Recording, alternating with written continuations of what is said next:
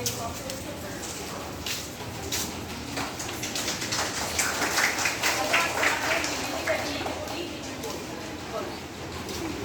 সকলকে আমার প্রিয় ছাত্রী, আমার সতীর্থ বোন, সকলকে আজকে সকালের সুপ্রভাত। এবং আজকে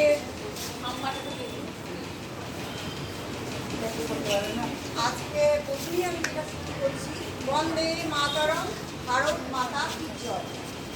আজকে 15ই আগস্ট স্বাধীনতা দিবস, তাই আমরা প্রত্যেকে এখানে এসে হাজির হয়েছি।